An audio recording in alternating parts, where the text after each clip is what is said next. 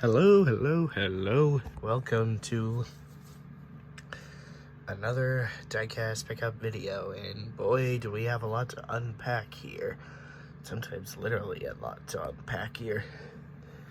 First, let's start off with a big bang by showing off of Helio Castronav's INDYCAR Indianapolis 500 victory, his fourth one, which he ultimately officially won the threshold of the maximum amount of Indy 500 victories that has ever been won by a singular driver, whether it be AJ Foyt, Allison, and Rick Beers. Last time it was ever done was exactly 30 years prior. Helio Castronav's finally broke the threshold and is now a four-time Indy 500 winner. The same day that Hendrick Motorsports became the winningest team in NASCAR history. Glorious historical day.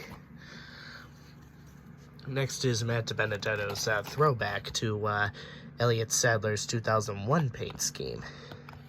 I cannot stand Matt DiBenedetto at all, but this is always an ultimate kick-ass paint scheme that he ran at the Southern 500. It wasn't the throwback race, but it was still a good choice to run this throwback in the Crown Jewel race.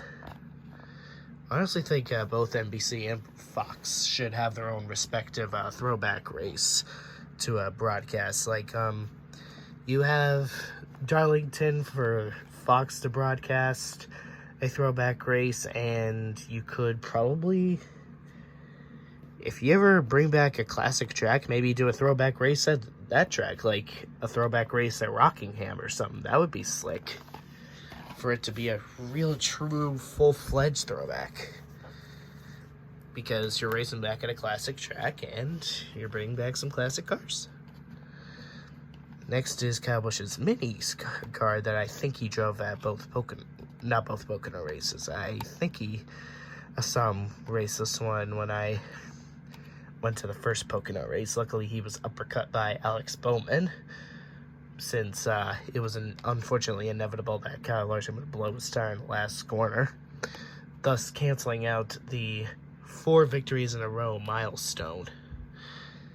Something that has not been done since 2007 by Jimmie Johnson, and Jimmie Johnson's the only driver to do that this century so far. Next is Corey LaJoie's throwback to Alan Kulwicki that he ran in the throwback race, as you can see right there. Next is Joey Gase's throwback paint scheme to Davey Allison in honor of organ donors, since Davey Allison donated his organs to people in need of it, since that would help them live on. It's a pretty damn slick looking paint scheme. He ran this at Talladega, I believe, since that's what Davey Allison's hometown was, Alabama, since he was part of the Alabama gang. Next is Dave Blaney's throwback to Rusty Wallace. May not be on par with Rusty Wallace's paint schemes, but it's a really cool reimagination of the Rusty Wallace vibes onto Dave Blaney. Throwback schemes won't always be perfect, but I always like the cool reimagination of them, because it kind of gives them their own persona in a way. Really cool car. Next is the E-Castia Freightliner paint scheme driven by Brad Keselowski in the New Hampshire Motor Speedway race. So, since we saw him race this car at Loudon, I figured, well, why not? It looks very Tron-y looking. That's something you don't see on the track very often. Next, we've got Kurt Busch's Advent Health car. Don't remember where I saw this, but it is pretty damn cool looking. Love the flame vinyl there, especially the green outline. It reminds me of Need for Speed Carbon in a way. Next is Kevin Harvick's cars. One is the Gold Mobile 1000 scheme, and next is the Throwback scheme to the only time he ever drove this specific layer of decals and paint jobs at the 2001 Rockingham race, right after Dale Earnhardt sadly passed away. So they inversed the colors specifically until it was changed to the red 29 instead of a black 29.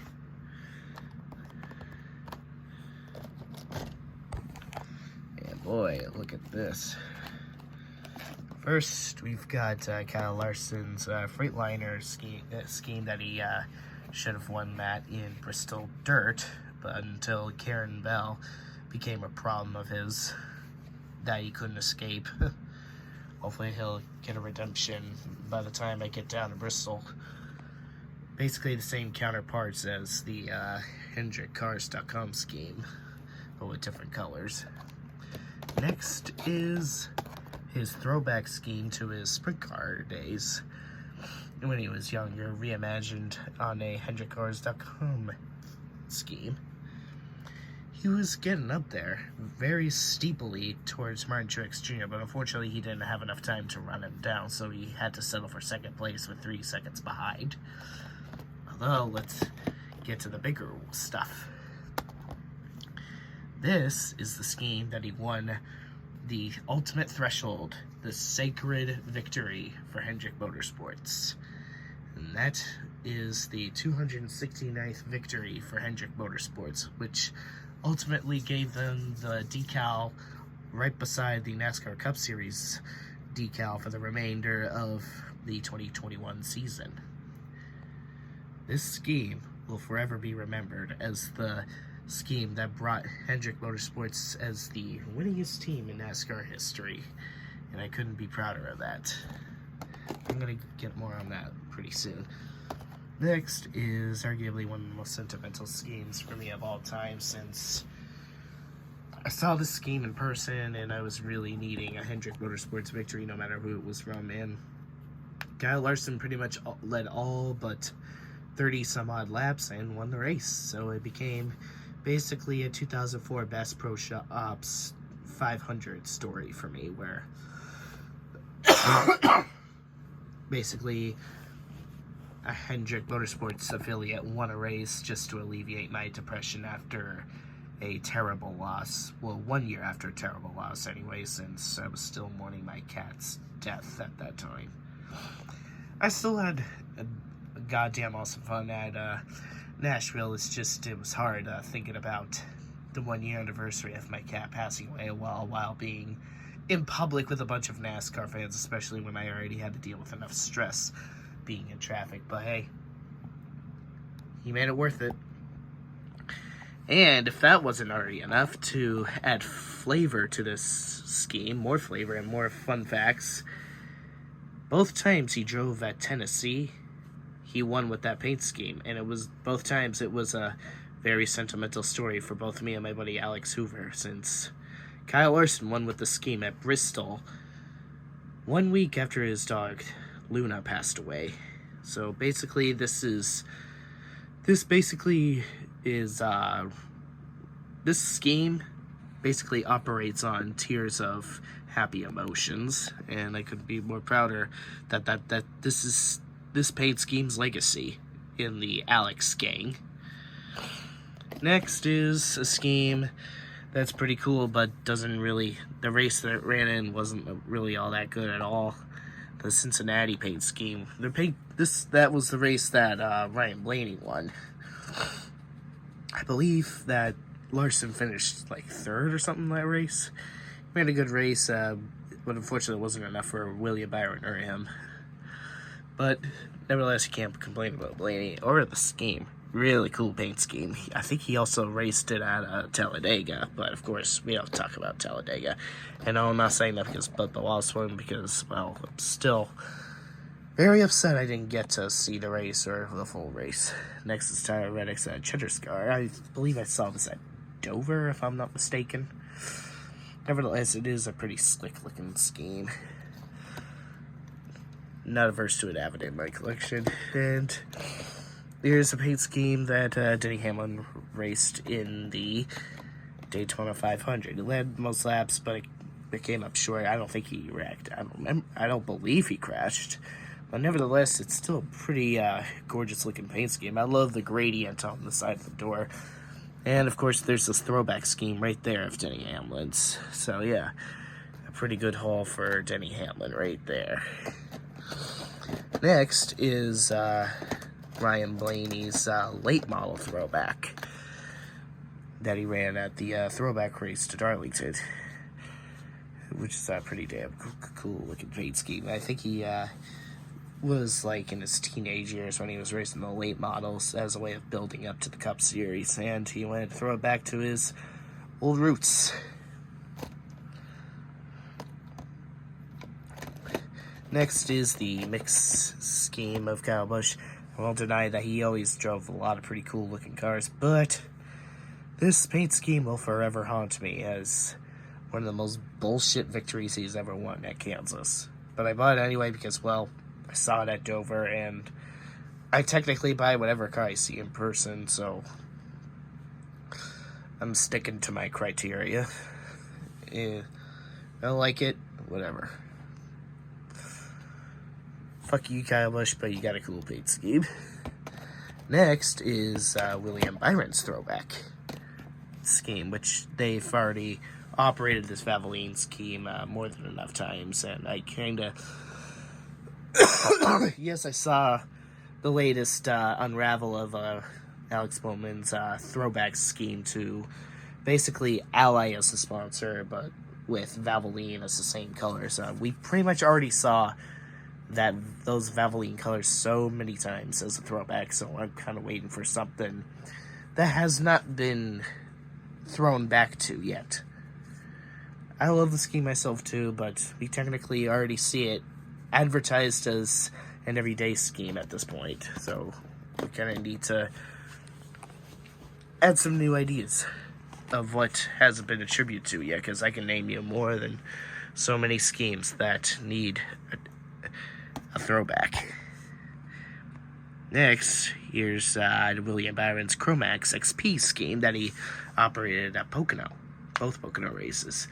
Podium in specific for the first Pocono race, since I decided to buy that car because, well, not only is it pretty cool looking, but I think that was the best finish I ever saw out of William Byron so far. Third place finish out of that paint scheme at Pocono. Now, if only he could somehow win a race in front of me, making it the all-time best finish I've ever seen him win in person, and I'll, in due time, have the Hendrick Gauntlet. Next is Anthony Alfredo's throwback to, I believe that's, that's Cale Yarborough throwback. Always a pretty slick-looking scheme whenever we see the Cale Yarborough colors on the track. It brings back memory whenever he used to either select him or race against him in the NASCAR Thunder games, whenever you have the legend cars optional on the older EA NASCAR games. Next is Ross Chastain's and Eric Jones's throwback schemes. This brings back a lot of memories in particular, and I think I remember them having a specific racing collectibles throwback diecast layout of this vehicle right there somewhere, but I didn't bother because I didn't know how much it costs, or if it was just one of those typical gimmicks. Next is a scheme I decided to buy because it was the race that Hendrick Motorsports got their Holy Grail threshold, Eric Jones's Air Force scheme. I've been putting this particular scheme off for so long, but I finally made the right time to buy this scheme because it made an operation on a year that I actually look back fondly of. Finally, I can look back fondly on this particular paint scheme and not feel traumatized by any garbage that happened in 2019 or 2020, whether both personal life and NASCAR. But hey, nevertheless, it's a really cool car. Yeah, I always love it when NASCAR, each specific special NASCAR race has their each persona of paint schemes to attribute to. You've got the throwback paint schemes, the military paint schemes, and also the 4th of July paint schemes. All that stuff that give you an anticipation. Also, the dirt theme paint schemes when Bristol Dirt comes along. That's always a cool little touch. Next is Alex Bowman's memorial paint scheme that attributes to, I think a Blackhawk, if I'm not mistaken. Either a Blackhawk, Blackbird, or something. It does have the black steel on it, so it kind of attributes to some kind of military vehicle. You know, if Kyle Busch wasn't a thorn in our socket in that Coca-Cola 600 race, we would have had another 1, 2, 3, 4 finish, just like Dover. But apparently Kyle Busch was just had to be in Alex Bowman's way and ruin it. Oh, Kyle Busch, even when you're not winning, you just have to be a thorn in our ass. Kyle Busch, you are always finding more ways than one. Even when you're not winning, you just have to be a bunch of thumbtacks in our ass. No matter, even if Kyle Busch will no longer win ever again, he's always here to torture us. He's always here to be a roadblock on something. He's always here to ruin our dreams. But that doesn't really matter because Kyle Larson still ended up winning the race anyway. Therefore, making Hendrick Motorsports the ultimate power in NASCAR. And last but, well, kind of least, is a Rick Ware vehicle driven by Garrett Smithley, which I saw in person. I don't remember what specific race, but I do remember seeing the specific paint scheme. Not really much to say, but hope you guys enjoyed all of that. I most certainly did hit a jackpot of a lot of goodies. There you go. Take care, everyone. Have a great day. Have a safe Easter. See you later, Space Metal Forces. Spacing out.